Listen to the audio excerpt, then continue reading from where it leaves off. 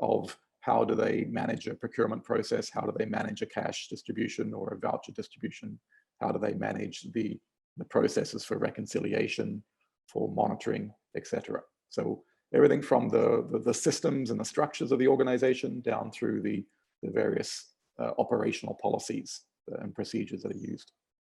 The third part is around the staff technical competency. So this is really around, do staff have the knowledge and the skills, and I would add the usage, do they use that knowledge and skills in the appropriate way for cash and voucher assistance? And that's a very important area. Focus mostly on the technical, but technical does also include issues around finance and procurement when it refers to things that are specific to cash and voucher assistance.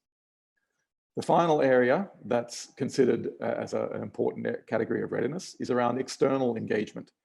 That's really looking at how does an organization work with the broader humanitarian community, including the clusters and things like cash working groups in country, but how does it also work with its donors? How does it work with the governments? How does it work with other key stakeholders?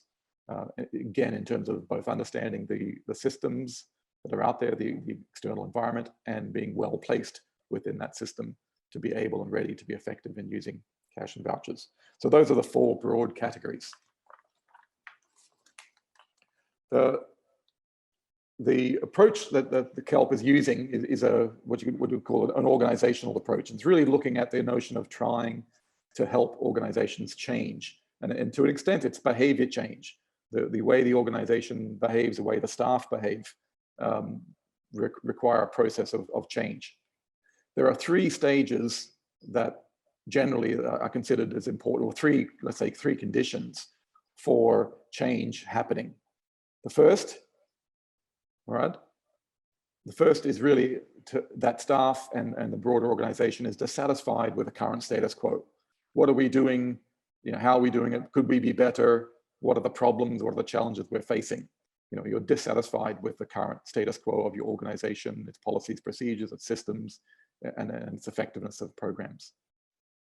Based from that, once you've recognized a dissatisfaction, it's about setting a vision for what things could be. How could my organization look? How effective could we be? What kinds of procedures and policies could we have in place? What kind of staff capacity could we have? What kind of engagement could we have with the external environment? What's sort of our vision of where we can be? And the third is really looking at what are the concrete and realistic steps that we can take individually in my function, in my unit, and my organization. What are the concrete and realistic steps that we can take to make improvements and to build our capacity and readiness? And if all those three are in place, then generally you'll get organizational change, you'll get behavioral change. And so that's kind of the approach that the KELP, the OCRT process is using through a process of self-assessment, looking at what do we need to do, recommendations, where could we be, and then what are the action steps, action plans that we need to do. Next slide, please. So again, in terms of the purpose of the OCRT, the process and the tool itself, organizations can use the OCRT to take a snapshot of its current readiness. It really is basically looking at where are we right now? What do we do? What do we do well? What do we have in place? What do we not? Based on that self-assessment, using that to develop plans and action plans to be able to address the shortcomings. It can be done, as I mentioned, as a snapshot, but to do it effectively, to do it to its full value, can take up to a 3 to 6 month process in terms of getting the buy-in from leadership, arranging the various meeting processes that need to go on, gathering the evidence, doing the various self-assessments, and right the way through to action plan. And that process can be facilitated internally or externally. The OCRT is really intended to be an evidence-based process. And so the reason it takes 3 to 6 months is you need that time to really gather that evidence, to reflect on the evidence, to bring it together, to look at the scores and recommendations and the action steps that are needed. And as I mentioned, facilitators can be external, can be recruited or brought in, or can be internal staff, whether they're a trained facilitator or whether they're a champion of change to really push and promote and advocate for improvement in the organization. Next slide, please. So any type or size of organization can use the OCRT. whether, you know, development organizations, humanitarian organizations, small local partners, larger organizations. It's quite a versatile tool as long as it can be adapted and contextualized. So an OCRT can be used to assess your readiness at an organization-wide level in a single country. For example, a humanitarian organization in one country can look at its overall approach. It can also, of course, look more specific at particular functions or particular sub-regions, etc. But it is really intended to be looking at organizational-wide or sort of holistic approach. Alternatively, multi-country organizations, those NGOs or organizations that have operations and presence in multiple countries, or membership organizations that have members across different contexts and different countries, they can also use it to assess the capacity by using the agreed tool and the common standards and the common criteria. They can compare across location and across the different member organizations. Next slide. As mentioned, contextualization can be done, and that is important if you're trying to really adapt it to a very specific context. But recognize that if you, of course, do contextualize what the criteria and the content of the tool says, what you're assessing, obviously that can affect the comparison between organizations, or makes the comparison less meaningful.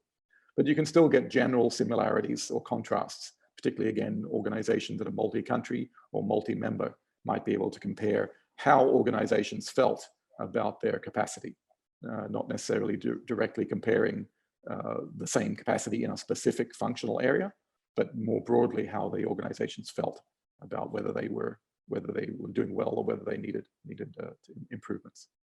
Do note importantly that the OCRT is a self-assessment tool. It's not intended to be used as an external evaluation of an organization. It's not intended to be used, for example, by donors or other to say, you know, is my implementing partner, does it have the capacity? It's not intended to be that process. A facilitator or a donor or a supporting organization can of course support a local partner or an implementing partner in doing this process. But again, bottom line, the actual assessment itself should be done by the members of the organization that's being assessed. It's important to recognize that the OCRT process and the tool is not just about enhancing single specific technical capacity in a few program departments. It's not just about improving how we do market assessment or improving how we do monitoring. It really takes a holistic approach and looking at every aspect of the organization, process and leadership and resources, the policies, procedures, the staff capacity, and the external environment. And really requiring involvement from all parts of the organization, from senior leadership to support staff, to frontline staff, from the various finance and procurement and admin and logistics and security teams, in addition to, of course, your project and monitoring and evaluation teams. So it really is intended to be a holistic approach. And the OCRT materials, the various materials that are provided by KELP, are intended to help you or help others in your organization to be those effective process facilitators or to be champions of change to bring improvement within your organization. KELP is able to support this process in various ways. Martin and other colleagues, and particularly in this context we're referring to, the MENA context, KELP has capacity development focal points in each of the regions that can help you with interpreting or understanding or using the tool and understanding how it's done. They can refer you to staff or other organizations or facilitators that have undertaken the process and can provide support. So there's a variety of technical support that can be provided to organizations in the region by KELP regionally and globally as needed. If there are any questions, now is a good time to if you want to add questions to the Zoom chat box on what the purpose of the OCRT process and tool is.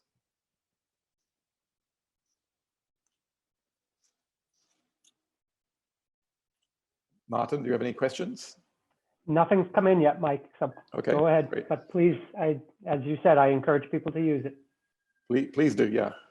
Please also, of course, if anybody feels that I'm speaking too fast or alternatively too slow, if there's anything that people don't understand, folks don't understand in terms of what I say, feel free also to post a comment, and our colleague Martin will let me know if I need to change the way that I'm presenting.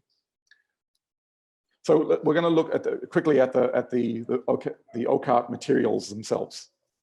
All right, next slide. There are basically three sets of material, three documents or three materials that the Cash Learning Partnership makes available. There is the actual tool itself, the Organisational Cash Readiness Tool. That's the document with blue stripes. It's an Excel tool, Excel spreadsheet. There are two other documents, what's called the process guide, which covers the whole process of how you do this organizational development process using the OCRT tool. And then there's a set of instructions to the specific tool itself. Yeah. So again, the process guide describes the overall steps, and it's really intended or designed to assist the facilitators of the process. So that's whether it's the in-organization staff who are taking this on individually or preferably as a team to help and shepherd their organization through the organizational change process, or whether it's an external facilitator being brought in. But it's really intended for the overall facilitators of that process to help them work through the various stages. Next slide. The Orcad instructions themselves are detailed guidance on the use of the tool. And those, of course, are intended for the use by facilitators and those that are facilitating the process and facilitating the various meetings that will be referred to, but also are documents that can be and should be shared broadly with all staff across the organization, because it also helps to basically to understand and interpret the tool itself. The tool is a data collection tool, but the meaning and interpretation of that needs support from this document, the instructions, and from the facilitators as appropriate. So the OCRT tool itself, as mentioned, is an Excel spreadsheet. And it's basically where all the information is collected and recorded.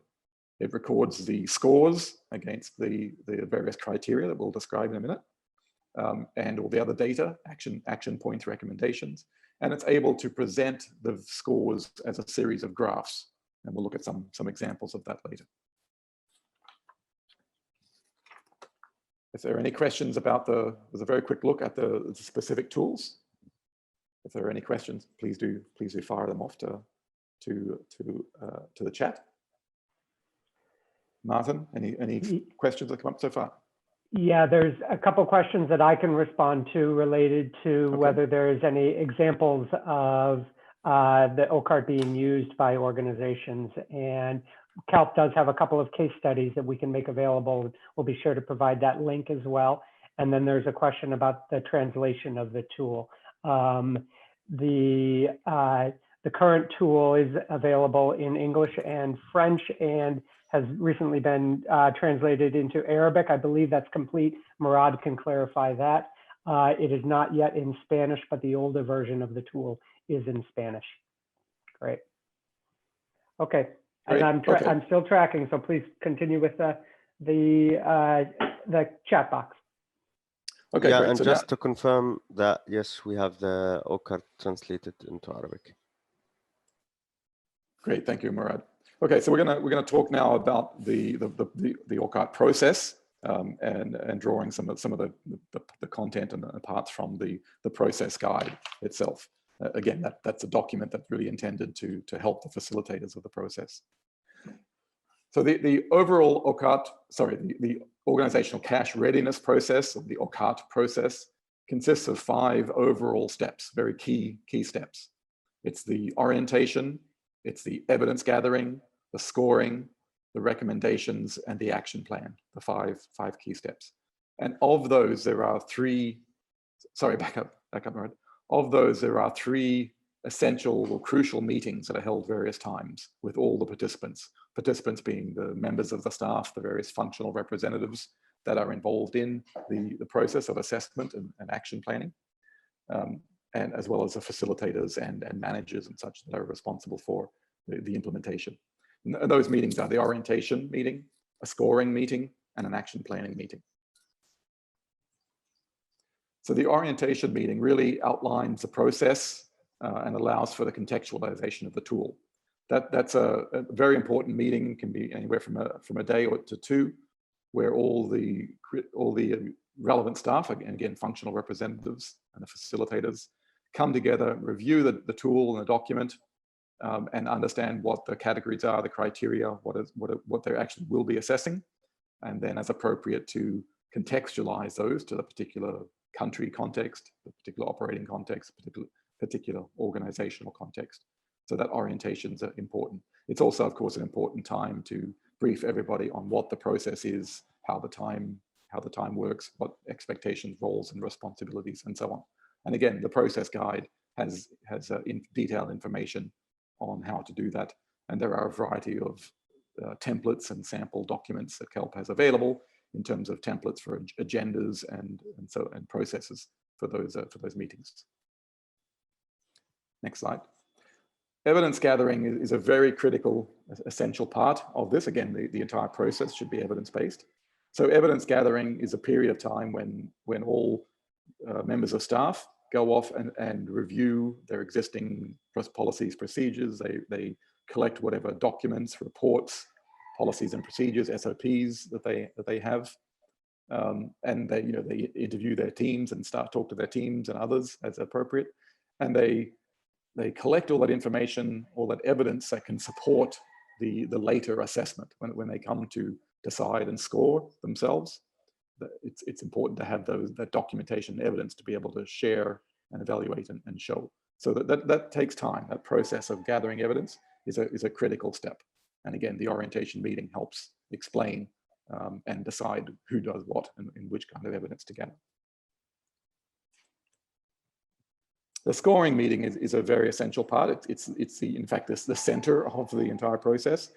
And that's where all of the staff, all the relevant staff come together, reviewing basically the OCR tool and the various descriptions of organizational cash readiness and capacity. And then based on the review of the gathered evidence, they're able to self-analyze, self-assess, and give themselves a set of scores, a set of numerical scores on a wide variety of topics, a wide variety of criteria. Following the scoring process, the assessment group, either the entire group or a smaller group focused on facilitating the process, they draw out key recommendations for management for the organization based on what the scores are. Obviously, high scores, low scores, variation, degrees of consensus. Compared to the expected criteria, they bring out what recommendations are important for the organization. That's submitted to the senior leadership, and then leadership decides how to proceed on those recommendations, and then typically will come back together. The organization comes back together for the action planning meeting to decide how, when, and who to proceed on the various action steps based on the recommendations that are drawn from the scores. And once again, the process guide explains the various steps that are there. Next slide, Murad. So as mentioned, a facilitator, either internal or external, is important to facilitate the process, and that person or team coordinates with the leadership of the organization, organizes, arranges, and facilitates the various meetings, informs and gives instructions to the participants of those meetings in terms of what's expected and what will happen as a result, and facilitates basically the whole overall process. The participants, once again, should be representatives from each segment of the organization, so each functional unit, each geographic unit, each programmatic unit, and they don't have to be the managers, they don't have to be senior managers, but they should be staff that are both knowledgeable about the organization and the processes within the organization, and also empowered to evaluate and draw recommendations from that process.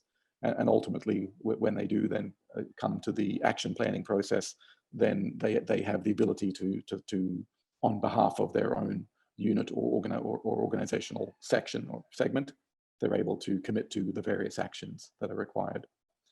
Executive management is important from the beginning. It obviously gives the overall legitimacy to the process and gives the direction. It drives the process, or should be driving the process, and then reviews the recommendations and action plan to decide how the process will proceed.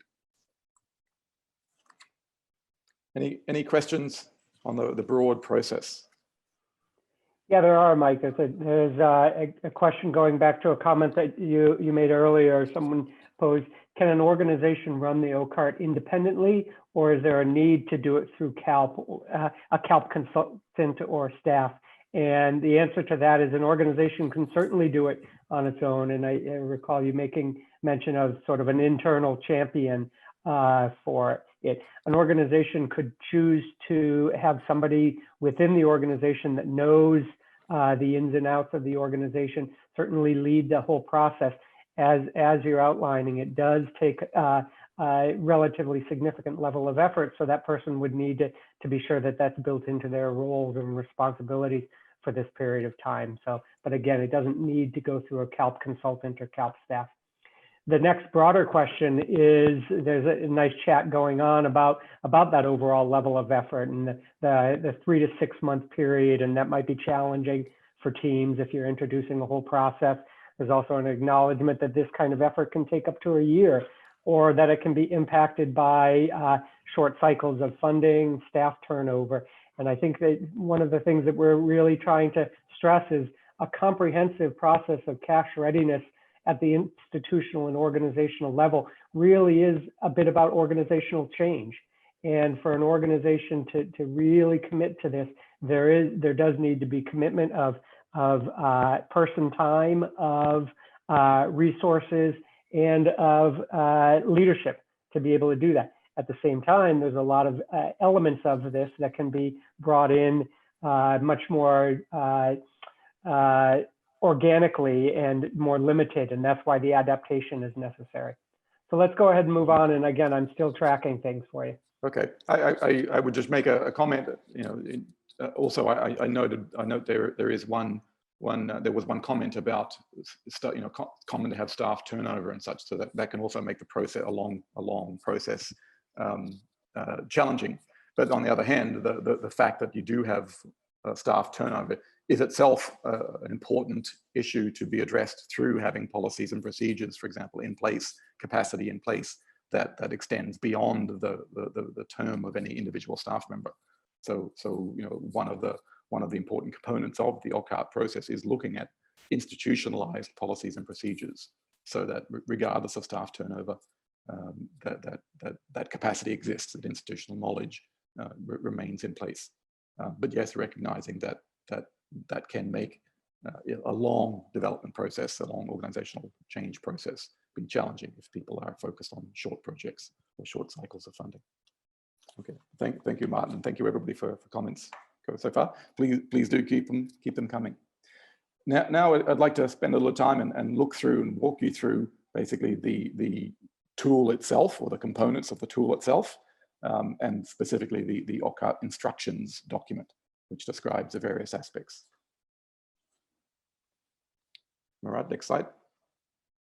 So once again, the OCRT Instructions is one of the 3 documents that CALP makes available as part of this set of materials.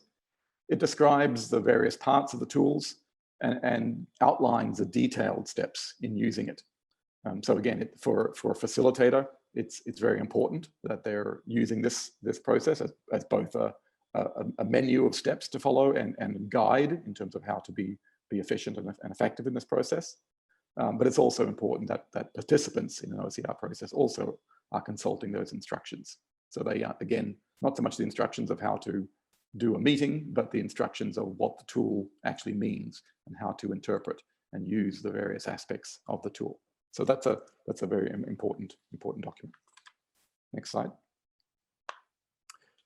Once again, and it's important to keep stressing this, it is important to be seen as an evidence-based process. So within the tool itself, there are basically four categories or three to four, sorry, not categories, 3 to 4 components of the tool, starting with the scoring, an assessment of the level of consensus, a listing of the recommendations, and then obviously that then feeding into the various action plans.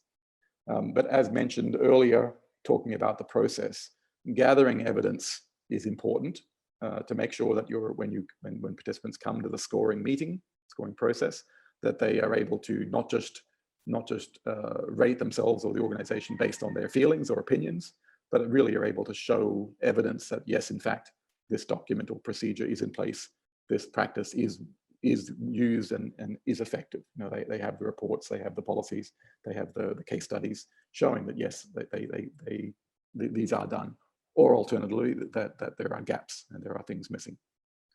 So that's important. In the go back, please. The consensus is a really important aspect of the process. Obviously, anytime you have a group of people in a room, they may have differences of opinion. Even with various types of evidence that's provided, individuals will obviously have different opinions on what that evidence says and how to interpret the sort of criteria and how to rate themselves. And that's in this process that's fine. That's accepted. It's accepted that there is a variety of consensus. The system is not intended to reach unanimity. It's not asking everybody to agree, because that obviously can sometimes result in simply an average, which maybe doesn't really tell you anything. So an important and valuable aspect of the OCRT tool is the ability to record the level of consensus in the room on any given assessment, any given score, whether everyone agrees there was high consensus or whether there was a wide variety of opinions on the score. And so if the score is somewhat of a compromised number, looking at the rating of how much consensus will inform the assessment team and the management about what to do with that process. Obviously, if there's high agreement, broad consensus, then it's pretty clear what the action steps are and how to proceed, or that there's a need to proceed. If level of consensus is not high, then there may well be a need for further investigation or for further analysis, or for just simply for information sharing to make sure that everybody is in fact aware of what policies, procedures, or capacity does exist or does not exist. So that's a very useful, important function. And then once again, the recommendations come out of, again, being objective against the criteria of the tool. A recommendation saying, well, we're low score on this particular area, then our recommendation would aim to improving the score to meeting the given standard or the given expectation for that particular point. Next slide, please. So in terms of the tools itself and the content of the tool, there are 4 top-level categories. Again, as we saw in the earlier slide, it's leadership and resourcing, organizational systems and policies, staff CVA technical competency, and external engagement. And then within each of those 4 categories, there are several criteria or subcategories that are relevant to CVA. Next slide, please. So here's a snapshot taken from the instruction manual, which gives an example of the tools. So here, once again, the categories, category 1, 2, 3, and 4. And then for each of those, there are a set of criteria: leadership, change management, emergency planning, and funding. So really how well the organization is able to address those particular sort of subcategories. Under systems and policies, as mentioned earlier, there's a lot of things around competency of staff. There's guidance and manuals and what is in place, what practices are in place for staff to do programming. Of course, there are all the finance and other operations, policies, procedures, systems, and controls, whether it's segregation of duties, whether it's spending levels, procurement and tendering processes, etc. All the policies and procedures around program development and contracts, and so how all that is done. Knowledge management is an important part. as we know, of course, the monitoring, evaluation, and learning is an important process. How does the organization spread the knowledge across the organization? And how does the human resources function in terms of the ability to select and retain and develop appropriate staff, appropriate human resources, the systems and processes in place for supporting them, and so on. Technical competency is a big area, and again, obviously here for the purpose of CVA, we're mostly looking at the program cycle technical competencies. So of course, it's the whole assessment process, whether it's feasibility assessment, whether it's market assessment and analysis, whether it's risk analysis, risk assessment and analysis, contextual analysis, security analysis, financial systems analysis, all the various critical functions that are needed for the critical capacities or competencies that are needed to assess and design effective interventions.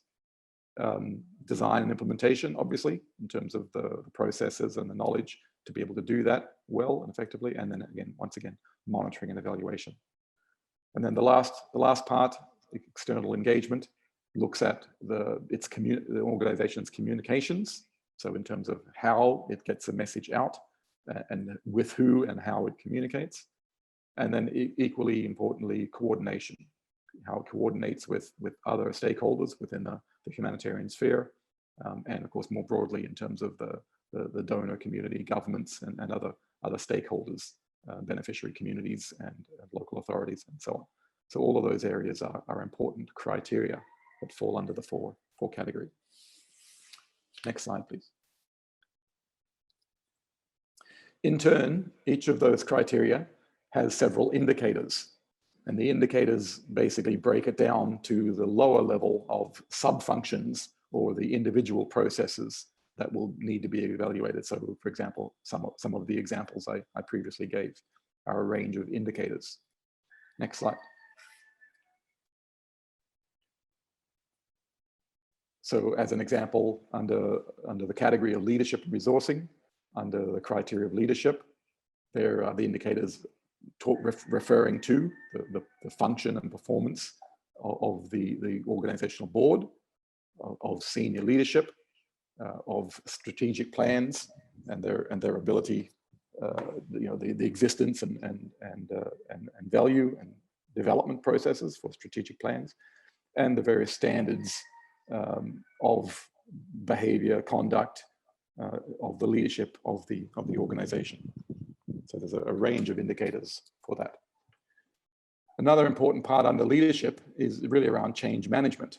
So this addresses how the senior leadership of an organization, how it evaluates and improves the work of an organization.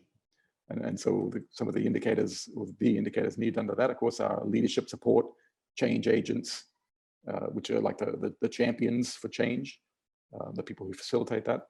How well are they supported, and are they in place? What kind of change plans or action plans are used, and what's been the impact of that change? Again, it's not referring to the CVA assessment process, the Orcad assessment process, but this is really how, as an organization, how does it manage to improve and grow as an organization, because those are important criteria. And then emergency planning and fundraising. So there's leadership support, change agents, again, change plans, change impact, once again, in terms of how does an organization prepare for and secure funding for emergency response programs. So that's an example of just one of the categories, for example. Once again, there are 4 categories. There are at least typically 3 or 4 criteria for each of the categories, and there are 3 or 4 or more indicators for each of those criteria. So as a tool, it can become quite a large set of indicators, which is why it's quite a detailed process and can take quite some time for the scoring. Next slide, please. Each of those indicators in addition has a detailed description in the tool showing the expected level of readiness and capacity for each score. And each of those is scored from a 1, which is low, to a score of high, which is, a score of 4, which is high. We look at the next slide. So again, going back to, again, the category of leadership, here is criterion 1.1 and the leadership. Again, there are the four indicators: the board, the senior leadership, the strategic plans, the standards. And for each of the columns, which are the scoring 1, 2, 3, and 4, there's a series of detailed descriptions. And in a way, it should be a straightforward process for during the scoring meeting for participants to read the 4 different descriptions and discuss and decide which of those 4 descriptions best describes their organization or that aspect of their organization at this given time in terms of a snapshot. So from that they give themselves a score from 1 to 4.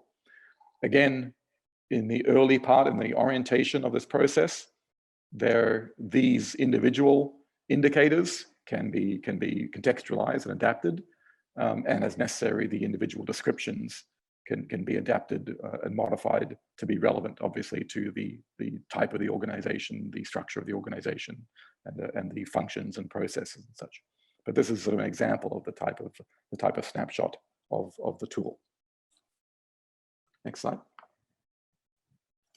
So the tool itself, as I mentioned, is a Microsoft Excel file with 2 tabs or two tabs or spreadsheets linked together to share information.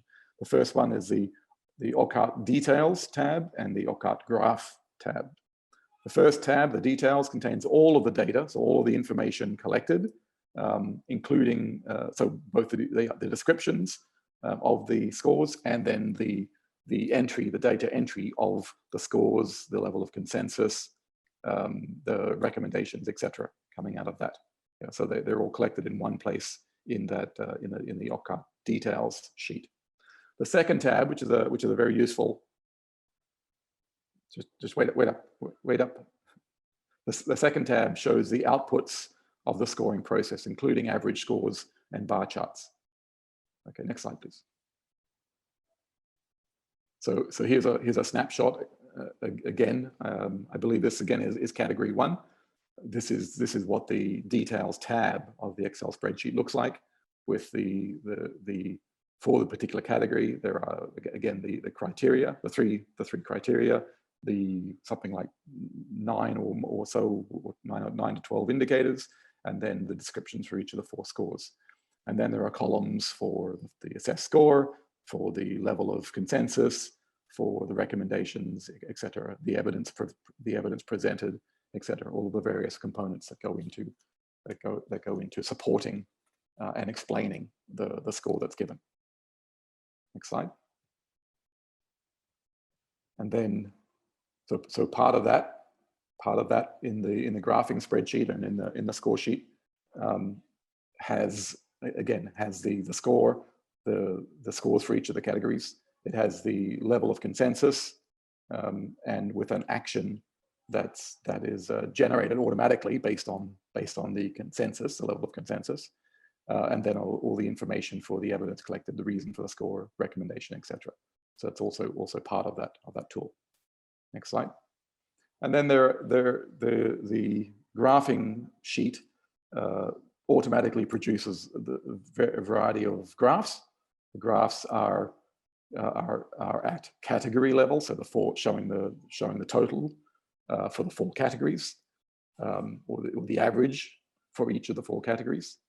It can be at the criteria level, so for a given category, it shows you the different criteria and the scores, and it can be at the indicator level. So for each criteria, for each of the 3 or 4 indicators, what was the score? So we can go from quite high level of just showing the average of the 4 categories, which senior management, for example, would be interested in as an overview, to a much more detailed report showing for every indicator that is assessed. What are the scores by category? And so that's a much more useful process. Are there any further questions at this point? Great. There's a very interesting question and slight discussion going on related to whether CALP is considering establishing or recommending a certain OCRT score that determines if an organization is indeed ready to implement CVA and to apply for funding. So perhaps that's coming from an organization that might be a donor or supporting partners or implementing agencies. CALP wouldn't necessarily see the idea of setting a minimum score, but if you take a look at the descriptions of the scoring in each of the criteria, as Mike was just laying out, you'll see that they're sort of phrased in terms of not necessarily best practice, but practices within an organization. And so as an organization that's reviewing applications or considering supporting partners, you could use those kinds of things as part of your assessment. But I don't think that CALP would necessarily set standards to be considered. I'll leave it at that. But that's the end of the questions that have come in, Mike. So if you want to open up the floor to questions, if you don't have anything further, I'm happy to do that as well. And people could raise their hand or continue to use the chat box.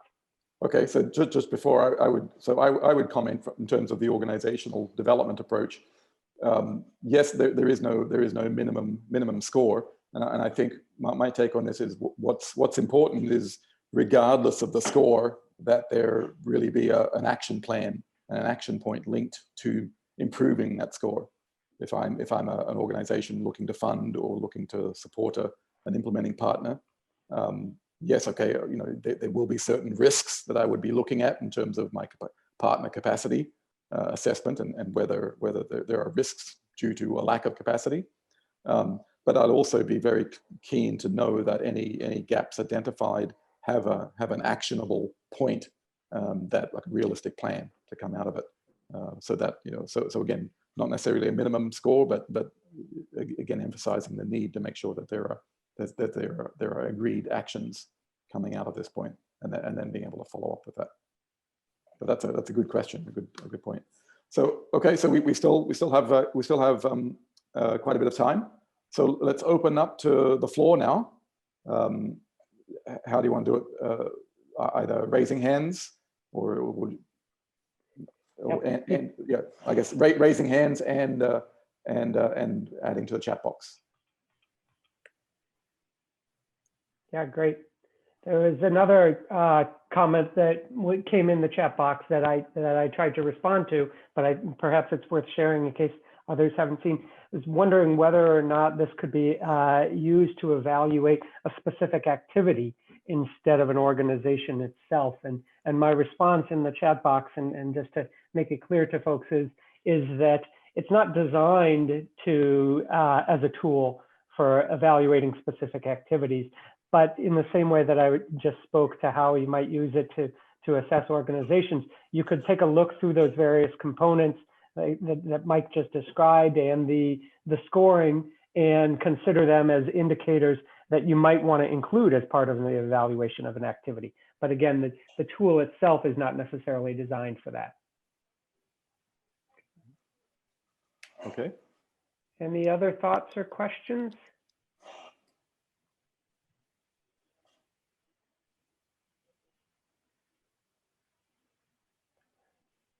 Perhaps this is a time to encourage people to really go into the materials. I've provided the link earlier in the chat, and I can put it in again and ask you to take a look at things, especially if you're hoping to attend the webinar next week to really get into it. It'll be really useful for you to familiarize yourself more deeply with different elements of the tool, so that you can feel comfortable as we move into the actual, how do you use it? How do you facilitate the process or guide the process within your organization? Okay. I see there is a hand up. Chiamba, please. Hi, yeah. So I think one of the things that I've seen using this tool, it's all about getting buy-in from the leadership in terms of even getting the team to go through the process. And I mean, I just wanted to hear from your experience in terms of how do you get that buy-in from the leadership, especially to make sure that there is participation from people from different levels. So if you want to do it, let's say with a country office, then of course you have to have participation from the national office, participation from the field offices, and we are talking about 3 months to 6 months, that kind of thing. I don't know from my experience in terms of how do you manage that process to make sure that there's participation, active participation or meaningful participation from the different levels of the organization, either global level or either if you're doing it at national level or with the country office, for example. Thank you. I think that's a great question, and it's always a pertinent question when you're trying to promote or encourage some degree of organizational change. How are you going to be able to be sure that you have that buy-in? And frankly, this is part of the reason why a process such as this can take such time, because you really are asking people to think strategically and reflect on things in order to come together and set a plan and make some changes. There's no, easy way, oh, this is how you can do it. But it does often include having a champion within the organization, and especially at a level that is able to influence the thinking across the organization. To be honest, I think that we've found that this is a tool that is most functional with small to medium-sized organizations that may be federations or very decentralized. It's tougher to use this as a tool for the entire organization, but it might be a tool that a country office, for example, might do just to look at themselves, not necessarily the full organization. So it really does, the adaptation and how it's used and what level can depend on that level of commitment that you have across the organization. But again, that's a really poignant question and worth considering as you're moving towards using this with your organization. And I would point out again, one of the earlier slides, looking at the sort of the 3 conditions for organizational change. One is a dissatisfaction. The first step is really a dissatisfaction. So in a way, it's somewhat iterative in that using the tool and or using the various standards and good practice that are out there to say, we're not, our organization maybe is not quite reaching this. We're dissatisfied. Can we advocate for? Can we get buy-in for reviewing it in more detail and for changing? So it can be sort of somewhat of an iterative process, but in practicality, certainly for like senior leadership buy-in, a lot of times it's driven by is there an external pressure? So one of the opportunities, of course, for local organizations is when donors or organizations are looking to support them or fund them. That can be a point that can help drive this organizational change. Or obviously, if an organization has missed out on funding for some reason, or has had a project that hasn't been so successful, those are all learning opportunities that can be taken to encourage to advocate with leadership to say, look, there's been this problem, there's been this issue. There is a vision of how we can improve this if we use the OCRT process to try and improve our organization. And I'll point out that in the process guide document, there's also some guidance and information about getting buy-in from leadership and others about organizational change, and also about contextualizing to the type of organization you have, whether it's a very centralized organization, whether it's a very dispersed organization, for example. And then finally, in webinar 2, we'll be going into much more detail about the process. And so we'll have a lot of this kind of discussion about how do we actually do this in practice. Over. Great, thanks, Mike. And actually, your mentioning of webinar 2 there can feed into a question that's been posed in the chat, and then I also see that there's a hand raised. So let me share the question that's in the chat with you, and then after that, we'll go to Barak, who has his hand raised. The question is, how do the results of the self-assessment feed into a decision tree? So this is getting into a little bit some of the conversation that we'll have next week in webinar 2.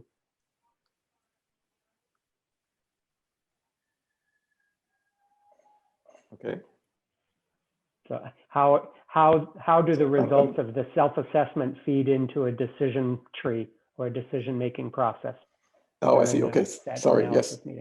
Yeah. So no, that's a good question.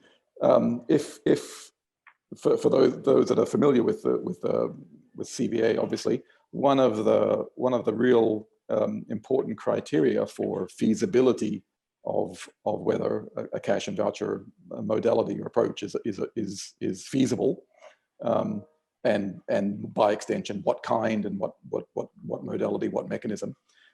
A big part of the criteria is the organizational capacity. It's really asking the question: is my organization and/or by extension the project or the part of the organization doing the project, do we have the capacity in place to be able to effectively design, deliver, and monitor this particular potential intervention?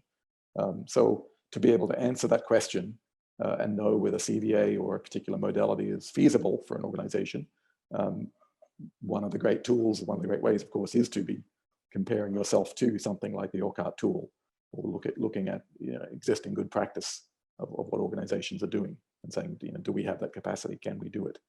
What are the risks to our organization if we don't have the right capacity, if we don't have the right controls in place, for example? Over. Great, thanks, Mike. So that feeds into your modality choice as well, therefore. Yeah. So for example, if you're looking at considering doing mobile money as one of your modality choices, if the organization has not done it before, does not have systems or experience or staff who know how to do that, don't have data privacy mechanisms in place, there are risks involved. So so all of those capacities should be considered in your modality, your rating and ranking of your modality choices. Okay. Great, thanks. So Barak has his hand raised. Barak, nice to hear you or see that you're here. And then we have another question in the chat after. Thank you very much, Martin. And also it's nice to hear your voice once more. I was just wondering, after the self-evaluation process, does CALP have a prescription probably to, for example, where your rating is low? Is there a prescription on what next? What does an institution need to do or an organization need to do to remedy this, or that is left upon the organization to figure out how to, to increase their score? I'll take that question. That's a great question. Thank you, Barak. If we really went over it quite quickly for the purposes of this introduction or orientation webinar, but short answer. If you remember when we looked at the tool, for example, the score descriptions describe what should be in place, what good practice would represent, what a good capacity or good readiness would look like. So the simple answer is, if you score yourself low on 1 or 2 or 3, then the recommendation is do whatever we're not currently doing as described by the category, the score 4, for example. So that's sort of the very minimal looking at, how are we not meeting that description? That becomes our recommendation to find a way to meet that description rather. Obviously, many of these descriptions relate to specific standards or good practice in the CVA field of operation. So the recommendations would be something about strengthening the knowledge of our staff, for example, strengthening the knowledge of our staff about data protection practices, so, and then according to an existing standard, according to a certain documented standard that's available. And again, there are many resources and good practice and standards available from the humanitarian community and the CVA community of how the standards, minimum standards of how organizations should be performing or what they should be doing. So the recommendation is meet that standard, and then the action plan then really breaks it down, hopefully as detailed as possible in terms of who needs to do what for the organization to be able to meet that standard. So typically that might involve research on the standard, contextualizing the standard to the environment and the organization, developing and delivering training for staff, having leadership develop a policy or procedure around it, having ongoing monitoring and follow-up of compliance of that policy. So a range of actions that would come out of that one simple recommendation to meet the standard on data protection, for example. Does that answer your question? Yes, thank you very much, Daniel. Great, thanks. Thanks, Mike and Barak. There's also another question, and maybe I'll actually invite Murad to respond to this one, and perhaps link it to some of the conversations that we'll have in webinar 3, which is in an emergency context like Syria, where cash programming is still relatively small, do you think that this tool is useful?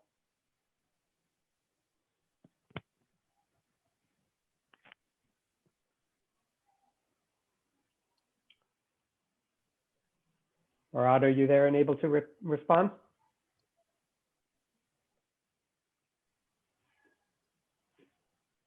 It sounds like maybe Murad is not able. The answer to the question is a bit twofold there. One is in an emergency context where you're trying to choose and identify a viable partner relatively quickly, or an organization wants to be able to demonstrate that they're able. This question sort of reaffirms the value of the OCRT process as part of an organization's preparedness. So if organizations are using this tool as part of their preparedness and to be able to just demonstrate their capacity, then it enables them to be able to respond in an emergency situation. In a current emergency or ongoing emergency, I would say that the tool and certainly the overall process is not as viable simply because of the time necessary to do it. But again, that doesn't mean that there wouldn't be elements of the tool that could be adapted to some of the urgent needs of making some decisions and changing some policies, procedures, making sure things are in place in order to be able to deliver things. So I think it's a little bit up in the air. Then the question about a place like Syria, or is the tool useful sort of on the ground?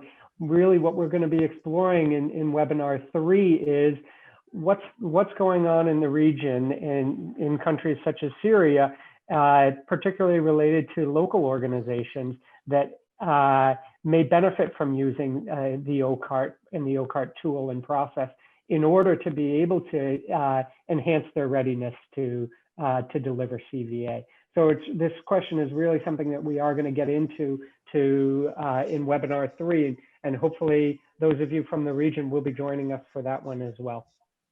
Martin, can you hear me now? I can hear you now. Yeah, sorry. I hope I didn't say something that you wouldn't have said. No. I actually would have said the same, but I wanted also to add that a part of the tool is to assess the capacity within the organization.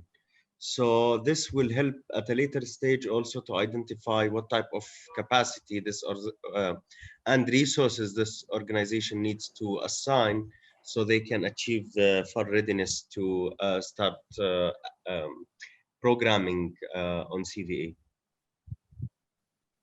And that's it.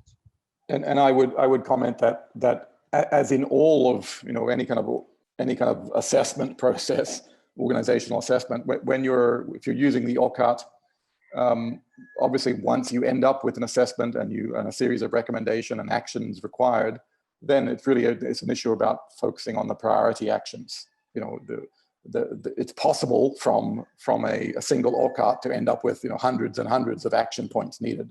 Obviously those need to be phased or staged, or really just focusing on what are the key priorities. So similarly, part of contextualizing this tool, I would see as a possible, would be to go through and identify which parts of the tool, which capacities are most problematic for the given context.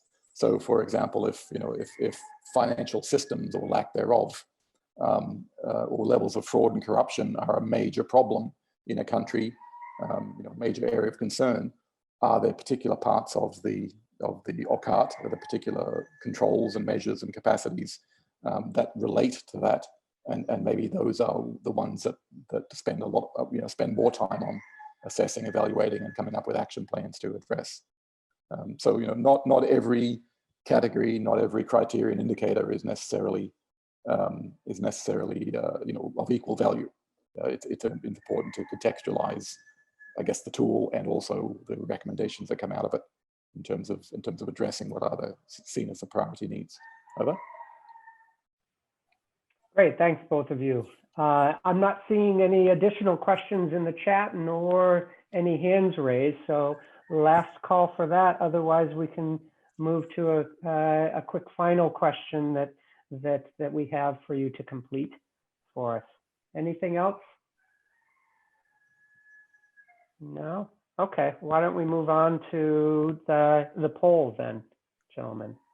Okay, Mike, you want to do this and then we move to the poll? Oh, yes, sorry.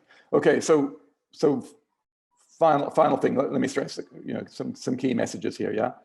CVA readiness needs effective leadership, strong systems, technically competent staff, and good external engagement. And I think the OCR process really enables organizations to do that, to self-assess their gaps, to identify recommendations, and to plan improvements. But gathering evidence, again, is a really important part of that process. Buy-in, as many participants mentioned, buy-in and support from leadership is needed.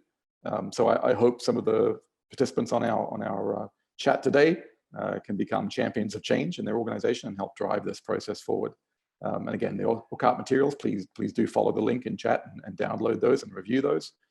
And do reach out to KELP, I hope, for support as needed. And I hope to see everybody at the next webinar, webinar 2 and or webinar 3, or webinar 2 and possibly webinar 3 for the MENA context.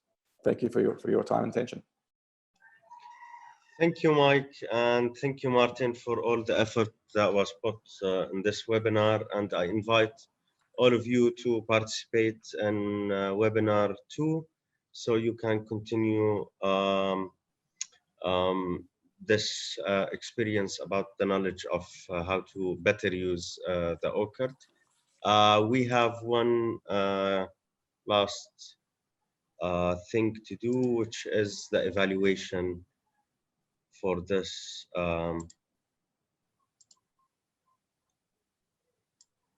If you can please answer these quick 4 questions as an evaluation for the session. And thank you all, and looking forward to have you again next week.